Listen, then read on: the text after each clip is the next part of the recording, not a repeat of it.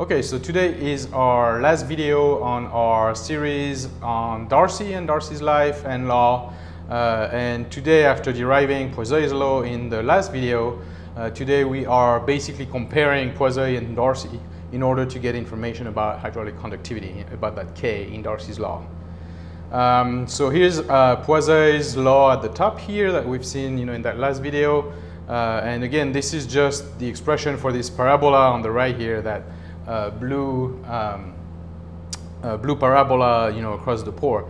Now, what we want to know is what is the mean velocity, right? What is the overall velocity across the area of the porous media, right? So we're going back to scaling up.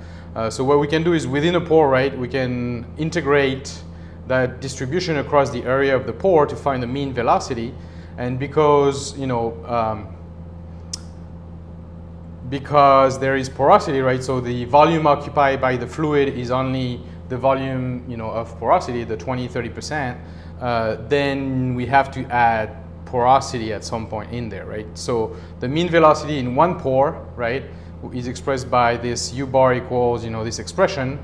Again, remember that dA, because we're in radial coordinates, is rdr d theta.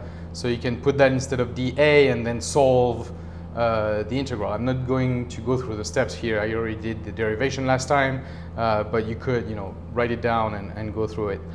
So this is the mean velocity in one pore, and now we want the mean velocity, across pores, which is basically just the same thing, but times the porosity, right? So velocity times the area of the pores is really the discharge out of that porous media, out of that aquifer. Okay, so now we have the mean. So now U is U bar really, right? That mean velocity that we have. And you can see here that we can calculate the normalized flux, right? Q over A equals eta times, again, these are U bars, right? The one that we just derived. So little q, right? So Darcy's flux, so what we called Darcy flux before, Q, little q equals porosity times mean velocity in each pore equals the whole, Poiseuille's times all that. So rho g, eta is the porosity, r squared is the radius of the pore, the mean radius of the pore, I guess. dH/dx is the hydraulic gradient, right? Divided by A times the viscosity. Okay, so again, gravity, viscosity, porosity and size of the pore, and hydraulic gradient. Okay, so all the parameters are there. Now, if we note that, again, rho g eta r squared over A mu is a constant, right, for a given porous media in fluid, and we can call it K, now we finally have a definition of our hydraulic conductivity, right? So if we write little q equals K dH/dx minus K dH/dx, right, because we're going against the gradients always, and sorry about that blur.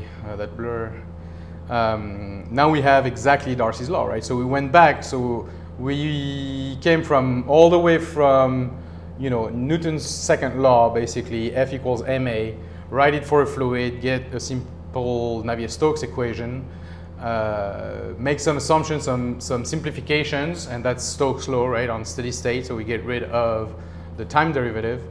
When we write Stokes' law, we can derive the distribution of velocity across a pore, right, that's Poiseuille's law. And then from Poiseuille's law, if we take the average across a pore and then multiply that by the porosity and the area of the aquifer, now we have Q, the discharge across an aquifer, and we can relate that to Darcy's law right here. So we finally arrived at what we wanted, which is basically having Darcy's law, but now K is actually known. K is actually this number here. So now we sort of unpacked K and have it as a function of physically meaningful parameters. Okay, let's look at those, right? So we can rewrite K as rho g over mu c d squared. So what I'm doing here is separating basically the parameters that belong to the porous media and the parameters that belong to the fluid, okay? So rho g over mu, right, are properties of the fluid itself. So mu is the viscosity of the fluid, and then rho is also the density of the fluid. So rho over mu, right, is, fluid properties, and then g, of course, is gravity that works on the mass, on the weight, on rho. Now CD squared, right? So we can write all the eta r squared over 8. So eta r squared are properties of the media, right? That's the porosity. So if you have gravel or rocks, or go back to the lectures on porosity, right? Porosity is a property of whatever formation that water is flowing through. Of course, r squared is also the radius, the mean radius of the pore, or the radius of pores. Again, go back to the size, grain size distribution, right? Those things are not constant. Obviously, they're distributed, but it's still a property of the porous media itself, right? So now we have properties of fluid, properties of the skeleton, if you want, or the media itself, the grains, right, separated.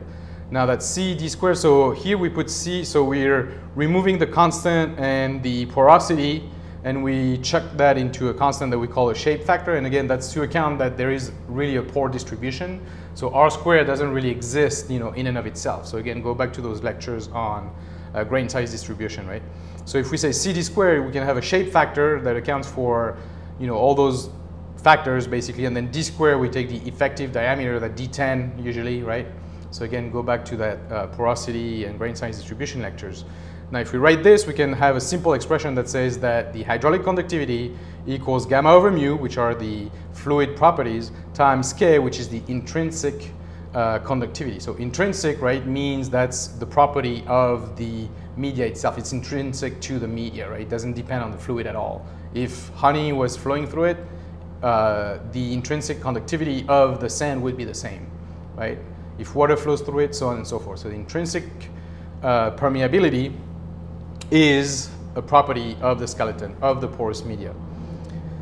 And really that's what we have, right? This is our Darcy's law expressed from first principle. So after this, now we are going to move on to our last module for this class, for this groundwater cycle class, where now we're really looking at aquifer transport and seepage, from aquifers, and how much water flows, let's say, between a river and a canal, and so on and so forth. So we're really going to scale up and look at the equations of motion, at the aquifer scale as opposed to Darcy's law. All right, thank you very much.